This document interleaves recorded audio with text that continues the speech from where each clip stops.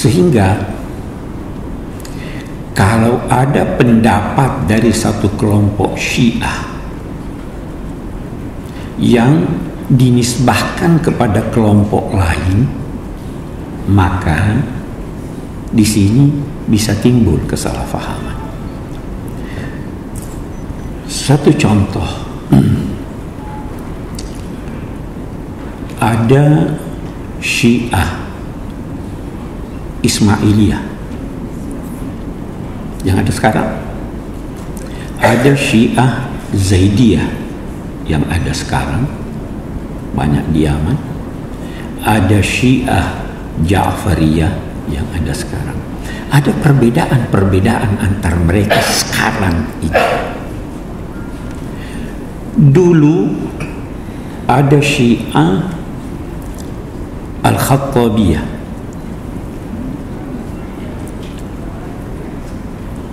ada Syiah Al-Qaramitah,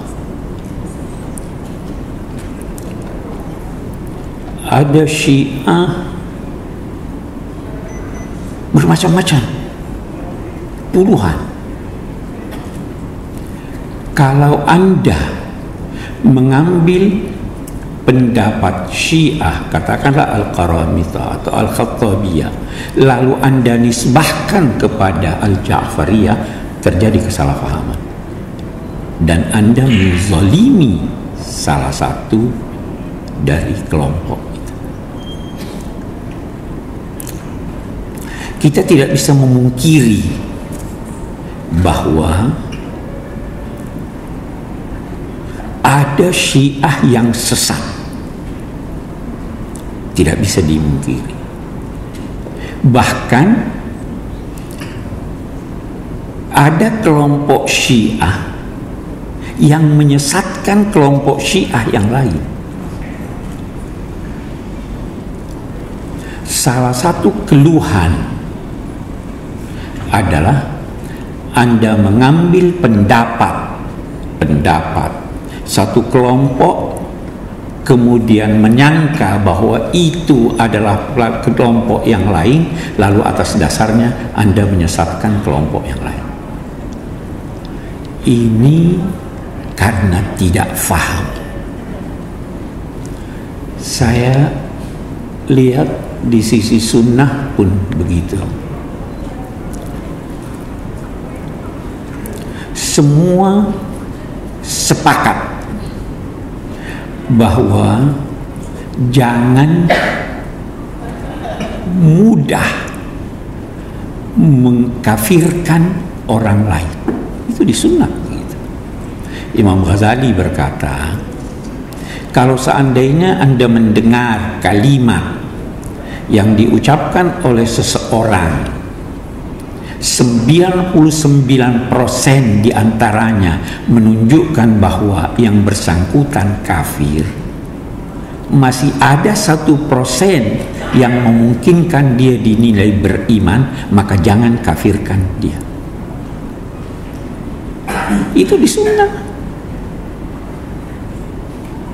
Karena membiarkan hidup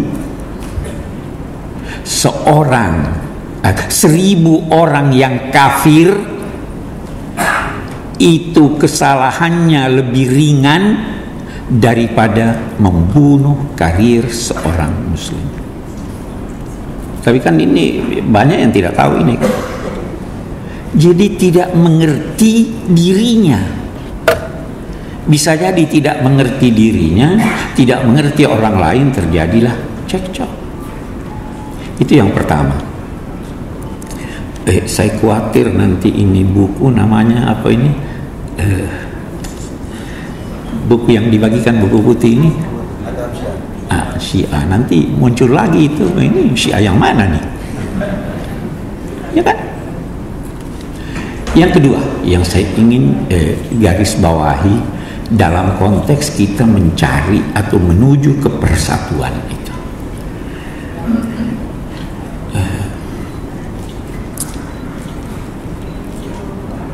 ada perkembangan pemikiran.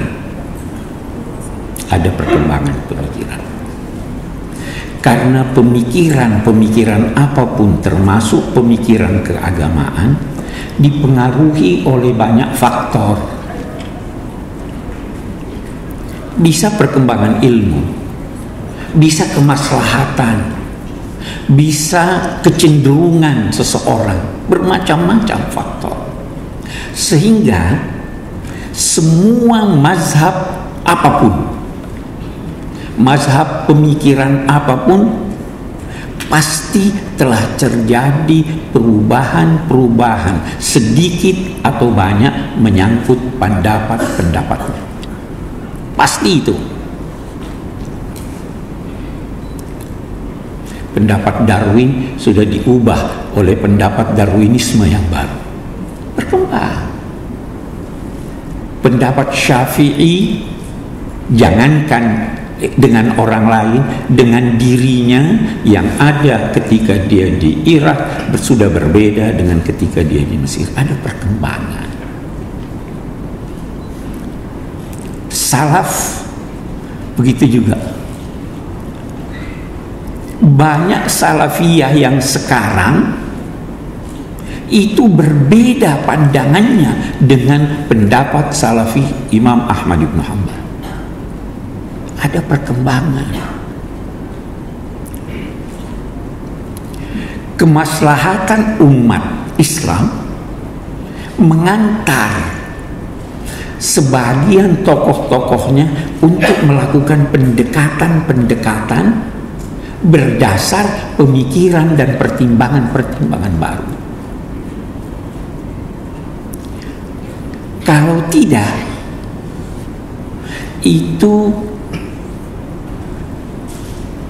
adalah orang-orang yang terlambat lahir. Saya ada menulis itu, Sunnah dan Syiah bergandengan tangan, dibantah oleh satu pesantren. Saya lihat-lihat, kalau saya bantah, saya terlambat lahir. Karena mereka masih merujuk kepada pendapat-pendapat lama yang boleh jadi tidak bersumber dari apa yang diuraikan sekarang ini. Tapi coba merujuk.